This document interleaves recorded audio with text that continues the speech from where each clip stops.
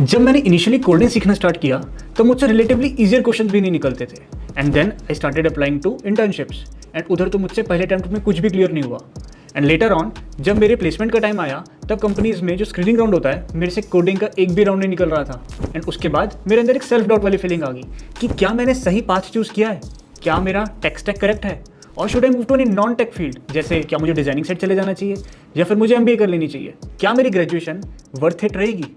इस टाइप के सवाल सभी के मन में आते हैं एंड ये सेल्फ डाउट बहुत नॉर्मल है। हेलो गाइस, मेरा नाम जगजोत सिंह है। I am a software developer with an experience of 3 years। Welcome to geeks for geeks, your one stop solution for all coding problems. सबकी लाइफ में एक अपनी अपनी स्टोरी होती है कि how they were introduce to coding. मैं अपनी स्टोरी सुनाता हूँ। जब मैं 11th क्लास में था तब मेरा एक सब्जेक्ट हुआ करता था C++ and it was a total new subject for me. मुझे उसका कुछ आइडिया नहीं था एंड मैंने तो अपने स्कूल टाइम पर HTML भी ढंग से नहीं पढ़ी थी। When that subject was introduced and मेरे साथ के सारे friends they were able to solve questions। वो लॉजिक बना पा रहे थे, वो कोड बना पा रहे थे एंड मुझे ये समझ नहीं आ रहा था कि C++ चीज़ क्या है। एंड आई बिलीव ये सभी के साथ होता है जब आपको एक ऐसी लैंग्वेज पकड़ा दी जाए जिसके बारे में आपको आइडिया ही नहीं है। It was like they just pushed me to learn this new language. And इस चीज़ का एक पॉजिटिव साइड भी है, जब आपको किसी चीज़ में पुश कर दिया जाता है तब आप खुद से हाथ पैर मार के उस चीज़ को सीख लेते हो। And this is how I was introduce to coding. एक फेमस लाइन है आईटी में कि आईटी लाइन में बहुत पैसा है एंड इसी चीज़ को सुन के सारे नॉन आईटी वाले जिन्होंने मैकेनिकल इंजीनियरिंग करी है, इलेक्ट्रिकल, इलेक्ट्रॉनिक्स, केमिकल और भी ऐसे नॉन आईटी फील्ड्स हैं, वो सब अपनी लाइन छोड़ के आईटी में स्विच हो जा रहे हैं। बट उसमें सक्सेस कुछ ही लोगों को मिल पाती है एंड 10 में से सिर्फ 4 लोग सक्सेसफुल हो पाते हैं एंड बाकी 6 लोग आईटी लाइन के नाम पे मॉनिटरिंग और सपोर्ट में बैठे रहते हैं। देखा देखी में सब लोग कोडिंग तो स्टार्ट कर देते हैं कि इसमें बहुत पैसा है, हम कोडिंग करेंगे, बट उसमें सक्सेसफुल कुछ ही लोग हो पाते हैं। करते करते एक ऐसा फेज आता है जब मन में आता है कि अब मुझे गिव अप कर देना चाहिए एंड इसका रीजन है कि हमको रिजल्ट्स नहीं दिखते। बहुत ज़्यादा प्रैक्टिस करने के बाद आपको अगर रिजल्ट्स ना दिखे then that is a very very natural feeling. And जो लोग पोटेंशियली गुड होते हैं उनको भी ऐसा लगता है कि अब मुझे कोडिंग लीव कर देनी चाहिए क्योंकि वो बहुत टाइम से प्रैक्टिस कर रहे होते हैं। एंड ये फीलिंग कब आती है जब आपको लगता है कि मेरे फाइनल टेस्ट में कहीं मेरा लॉजिक बिल्ड ना हुआ या फिर मेरे कोड में कोई सिली एरर आ गई कि वो कंपाइल ना हो। तो इस टाइप के सेल्फ डाउट की वजह से हमारा गिव अप करने का मन करता है and this is totally normal. तो गाइज, इस फेज से मैं कई बार गुजर चुका हूँ एंड आज भी गुजर रहा हूँ। एंड आओ आज हम ऐसे 3 रीजंस के बारे में बात करते हैं जिस वजह से लोग कोडिंग छोड़ देते हैं। उनके अंदर गिव अप करने की फीलिंग क्यों आती है एंड ये कब आती है एंड ऐसी फीलिंग जब आए तो हमको इस चीज से ओवरकम कैसे करना है, आइए इस वीडियो में जानते हैं। तो आज का पहला पॉइंट है रिमेंबर व्हाई यू स्टार्टेड।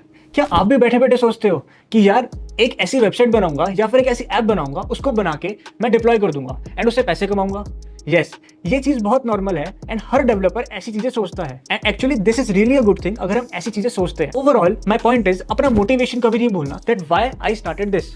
हम कोडिंग करते हैं, हम क्वेश्चन सॉल्व करते हैं, डीएसए की बहुत प्रैक्टिस करते हैं एंड ऐसा पॉइंट आता है जब हमको लगता है कि यार अब मुझसे क्वेश्चंस नहीं हो रहे, अब मुझको लीव कर देना चाहिए। इस टाइप की फीलिंग से ओवरकम करने के लिए हमको ये सोचना चाहिए that why I started this. जब हम ये चीज सोचते हैं तो जो हम डाउन फील कर रहे होते हैं हम थोड़ा सा मोटिवेटेड फील करने लग जाते हैं एंड इस वजह से हम अपना काम दोबारा से स्टार्ट करते हैं and with a very positive approach. जब हम इस अप्रोच को फॉलो करते हैं then we get flying results. And ऐसा भी हो सकता है कि आपने जो आइडिया सोचा वो फेल हो जाए, बट यस आपने अप टू सम एक्सटेंट उस चीज को अचीव कर लिया है एंड फ्रॉम देयर ऑनवर्ड्स आपके कुछ अपॉर्चुनिटीज तो क्लोज हो जाती हैं, बट यस नई अपॉर्चुनिटीज खुल जाती हैं, हमको नए आइडियाज मिल जाते हैं and at that time we can start working on them. But at the end हमेशा अपना व्हाई क्लियर होना चाहिए that why I started this. Level सबके निकलेंगे बट निकलेंगे उसके जो खड़ा रहेगा यहाँ पर।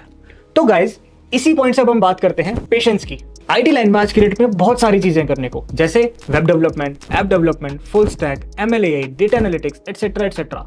एंड हम लोग अपनी कोडिंग की जर्नी में बहुत सारी चीजें सीखना भी चाहते हैं एंड जब हम उन पर काम करते हैं तो बहुत सारी चीजें सीख भी लेते हैं। आप कोई रिसोर्स फॉलो करते हो एंड उसको फॉलो करके आप अपनी एक वेबसाइट या फिर ऐप को बना देते हो, उसको लाइव इन एक्शन कर देते हो एंड जब हम उसको लाइव इन एक्शन देखते हैं तब बहुत ज्यादा मोटिवेटिंग भी फील होता है कि वाओ मैंने अपनी पहली ऐप या फिर वेबसाइट को लाइव कर दिया। एंड जैसे जैसे आपका सर्कल बड़ा होता है you get to know about more resources and आपको और ऐसे लोग मिलते हैं जो आपकी ही फील्ड के होते हैं and they are having much more knowledge than you.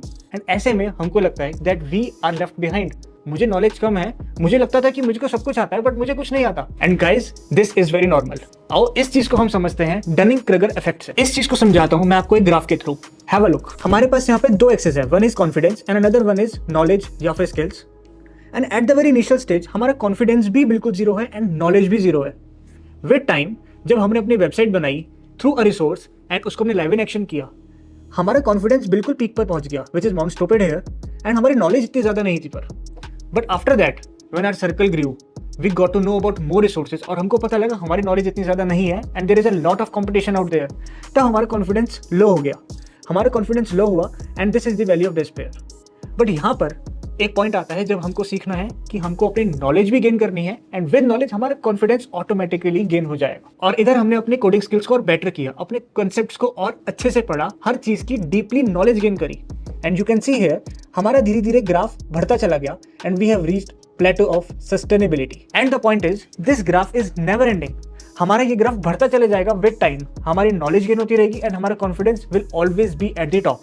अगर आप ऐसी सिचुएशन में हैं जहाँ पे आप बहुत लो फील कर रहे हैं, आपका कॉन्फिडेंस बिल्कुल लो हो गया है एंड आपके कोडिंग क्वेश्चंस नहीं सॉल्व हो रहे and you are at a very depressing phase, इस टाइम पर have a look at this graph and see where you stand and हमको क्या करना चाहिए उस पर्टिकुलर कॉन्फिडेंस लेवल को अचीव करने के लिए अलॉन्ग विद द नॉलेज। आओ अब बात करते हैं कंसिस्टेंसी की। अगर हम किसी भी चीज को रोज टाइम नहीं देंगे, उस पर रोज कंसिस्टेंट एफर्ट्स नहीं करेंगे तो हमारा इंटरेस्ट लूज हो जाएगा। And same thing is with coding. Coding एक ऐसी चीज है जो आपसे लॉन्ग टाइम कमिटमेंट मांगती है, at least 6 months, and this also depends upon your technical skills. So अगर आप कोडिंग सीख रहे हो तो आपको उस पर कंसिस्टेंट एफर्ट्स लगाने पड़ेंगे, रोज बैठ के डीएसए क्वेश्चंस को सॉल्व करना पड़ेगा, तभी जाके हम सक्सेसफुल हो पाएंगे। दूसरों को हम 75 हार्ड डे चैलेंज करते हुए देखते तो हैं कि उसने 75 हार्ड डे चैलेंज कर दिया है, हम इंस्टाग्राम पर उनको फॉलो करते हैं, उनको देख के खुश होते हैं। कभी सोचा है कि हम खुद के लिए कुछ कर रहे हैं? तो गाइज हमको भी ऐसे चैलेंजेस उठाने पड़ेंगे, not only for social media, हमको रियल लाइफ में इन सब चीजों को अप्लाई करना पड़ेगा, फॉलो करना पड़ेगा, तभी जाके हम सक्सेसफुल हो पाएंगे। आई नो ये चैलेंजेस लेना इजी नहीं है, हमको रोज सुबह उठकर उन सब चीजों को फॉलो करना पड़ेगा and by the end of the day हमको ये सोचना पड़ेगा was I able to achieve this. तो इन सब चीजों को अचीव करने का तरीका है इन सब चीजों को ईगो बना लेना चाहिए कि yes I will do that, अगर मैं नहीं कर पाया then I am a failure. ऐसे करने से ये सब चीजें डूएबल लगने लगती हैं। मैं एक एफिशिएंट वे बताता हूं हम इन सब चीजों को कैसे अचीव कर सकते हैं। देयर इज अ टेक्निक, बहुत फेमस टेक्निक है, पोमोडोरो टेक्निक। हम एक कमिटमेंट कर सकते हैं कि for the first 25 minutes I will read this and this topic. मैं इन सब चीजों को कमांड करूंगा, जैसे ही 25 मिनट कंप्लीट हुए you can take a 5 minute rest and then again ऐसे ही 25 मिनट लगा के हम उस टॉपिक को या फिर किसी नए टॉपिक को कंटिन्यू कर सकते हैं एंड लर्निंग कर सकते हैं। We have to repeat this 4 times. 4 बार करने के बाद हम 15 to 20 मिनट्स या फिर 30 मिनट्स का ब्रेक ले सकते हैं। इससे आपको दिखेगा within a time span of 2 to 3 hours आपकी एफिशिएंसी बहुत अच्छी चली जाएगी। And if we keep repeating this by the end of the day you will observe कि हमारी एफिशिएंसी बहुत अमेजिंग चली गई है। हमको चीजों को छोटे छोटे चंक्स में डिवाइड करना पड़ेगा।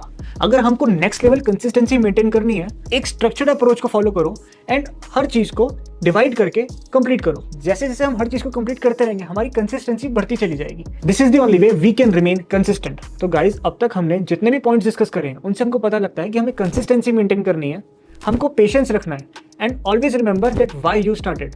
जब भी हम लो फील करेंगे ऑलवेज थिंक ऑफ कि व्हाई वी स्टार्टेड दिस। जब हम इन सब चीजों को कंसीडर करके चलेंगे तो पक्की बात है हम सक्सेसफुल तो होंगे ही होंगे। तो इसी तरीके से हम एक बहुत अमेजिंग अपना कोडिंग करियर बना सकते हैं। सो गाइज अगर आपके पास कोई भी पॉइंट्स हैं या फिर if you want to share anything you can share in the comment section.